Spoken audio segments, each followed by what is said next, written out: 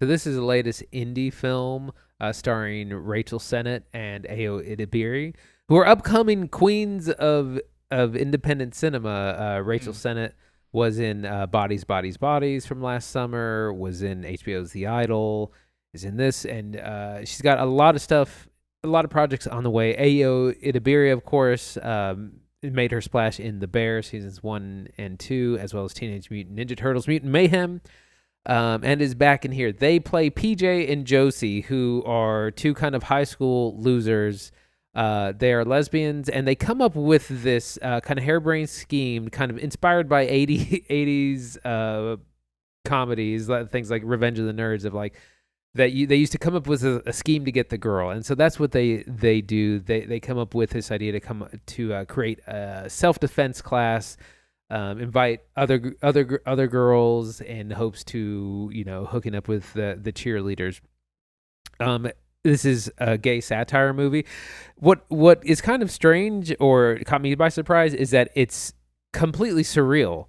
Like it's the kind of thing where there's announcements like we won't be reading this year because all the books were lost in the last school shooting, and it's like played serious.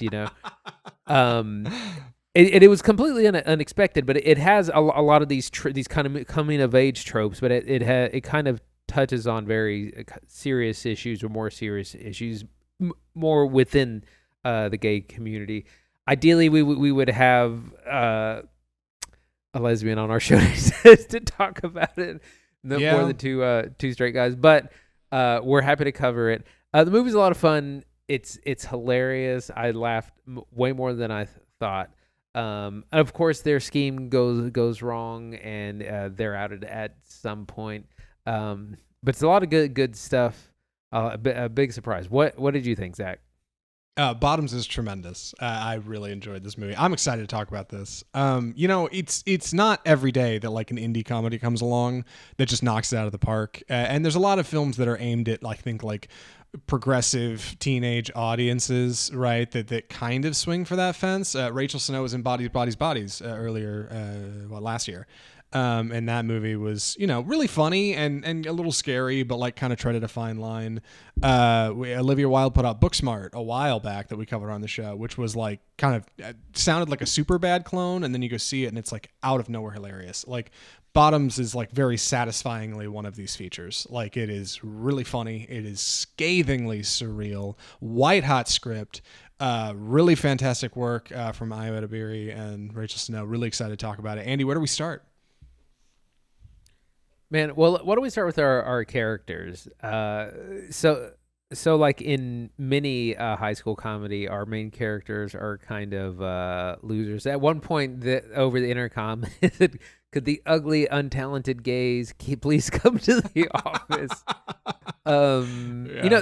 They're just more normal girls, and they have crushes on the super hot girls. And uh, PJ, Rachel Sennett's character, is very adamant about this, and she's very improvisational. Like they kind of get stuck in several situations. She's able to talk her way out of it. She's very fake it till you make it. And Aoi Debiri is a lot more grounded. She's more just not trying so hard, and they make a fantastic duo. And this idea of like they put together this self-defense class, and they don't know anything about fighting, but they kind of come up with these. This is part of the surrealism. They come up with these lies of like, we were in juvenile and we killed people in juvenile to survive, and it's like obviously no one would ever believe that, but it's in a world where people do.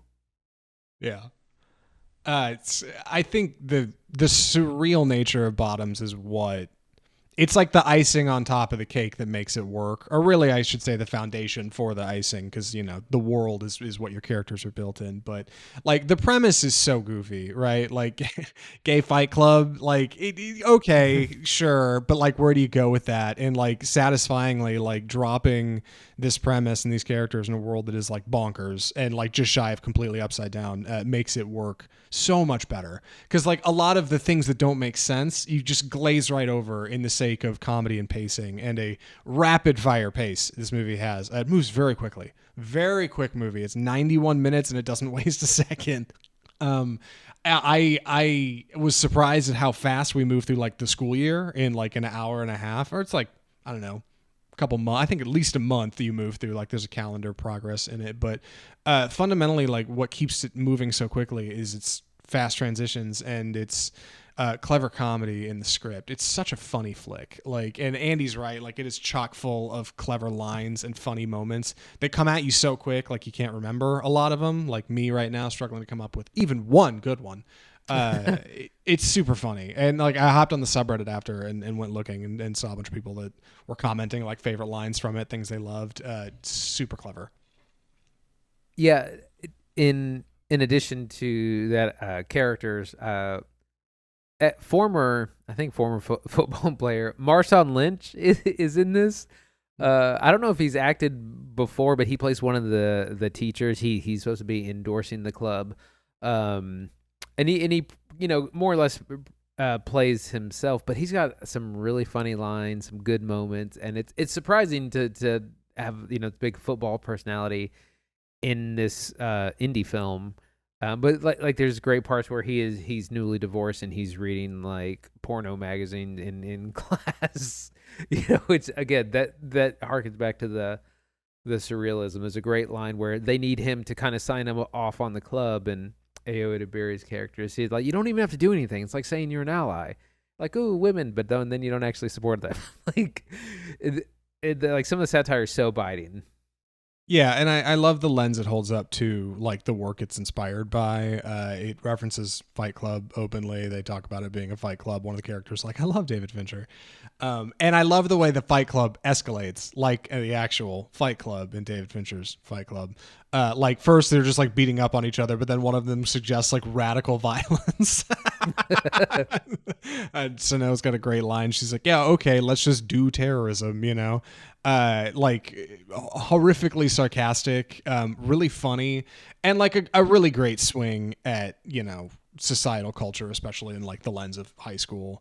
All the boys are in football uniforms the whole movie, right? And they're all morons. Like they're all complete airheads, right? Complete dunces, led by Nicholas Galitzine, who we last saw in Red, White, and Royal Blue, in a completely different step away from his performance in that movie. He's hilarious as Jeff, the lead football player.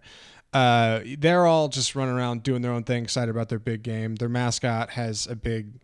You just keep an eye on the mascot in the movie.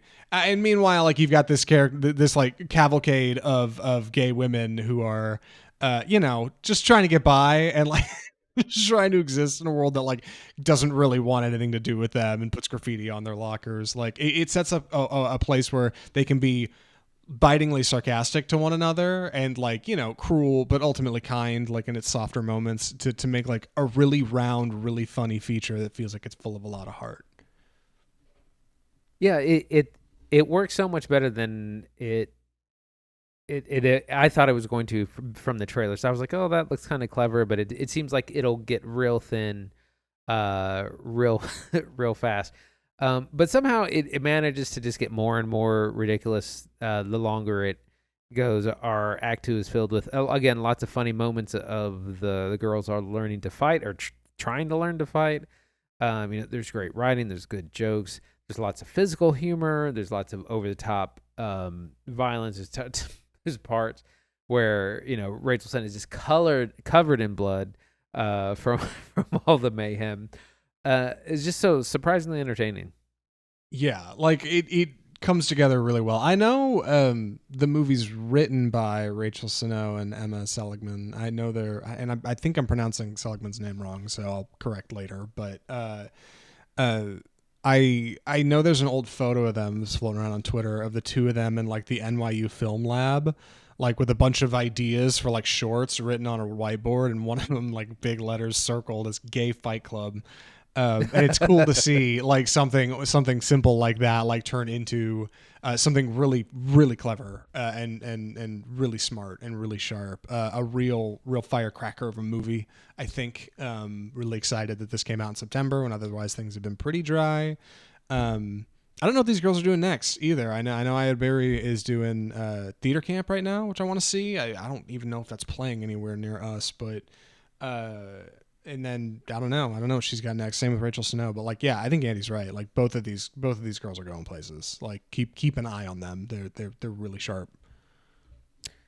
Yeah, they have like I said. I was saying I've been saying this week actually. Rachel Sennett is like what Florence Pugh was like 5 or 6 years ago. She was an indie darling before she was doing Marvel and these bigger movies. She was doing Midsummer. She was doing I can't remember, but other smaller films, and that's Yeah. where she made her name, and that's kind of where these actors are right now. They are like uh taking the indie world by storm. Mm-hmm. Yeah. Like the deck is stacked. They know what they're doing. Any other thoughts on this one before recommendations, Andy? I think I'm ready. Andy, would you recommend Bottoms? Absolutely.